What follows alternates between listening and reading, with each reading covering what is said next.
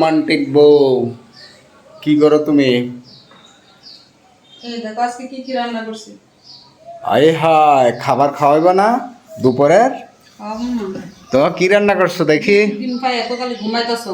বৃষ্টি দিন পায় ঘুমাচ্ছি, তো অফিস নাই তো ঘুমাবো না। এই তো এই দেখেন আজকে ডিম তরকারি রান্না করছি আলু দিয়ে। ডিম তরকারি আলু দিয়ে, তারপর তারপর রান্না করছি লাল শাক রান্না করছি। লাল শাক আর ডালের সাথে আজকে আলু ভর্তা বানিয়েছি। আলু ভর্তা, শুকনা মরিচ, আর ওই দিকে ডাল রান্না করছি। পাতলা ডাল, পাতলা মসুর ডাল।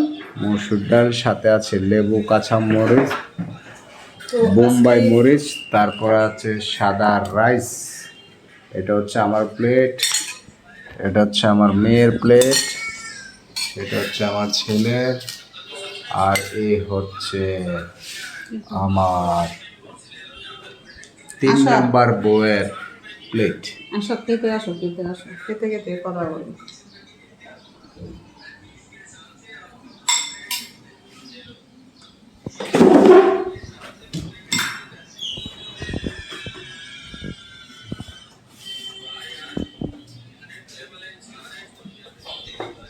অনেকদিন পরে আলু ভর্তা দিয়ে ভাত। ঈশান, আসো না কেন?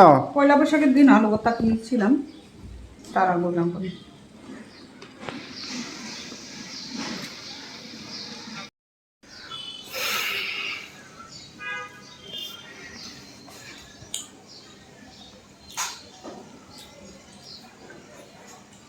ডাল দিয়ে তারপর पकलू पकलू ओ माय पकलू पकलू पकलू ओ माय पकलू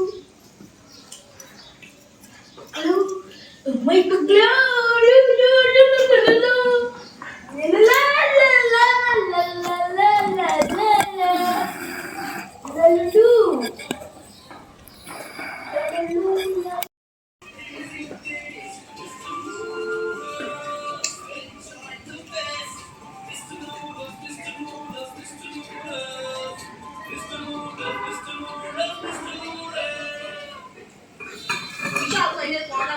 তারপরে এটাকে পিটিয়ে পিটিয়ে একদম আর ডাল আর মধ্যে এখন এই সরষে শাকটা দেওয়া হচ্ছে কিছু কিছু ওয়ান্ডারের ভিতর থেকে এরকম চিকেনের স্টাফিং বেরিয়ে গেছে। আমি যেরকম ফ্রাইড রাইস পছন্দ করি, এটা একদম সেরকম চিকেনের পিস একটু ডাল নিলাম।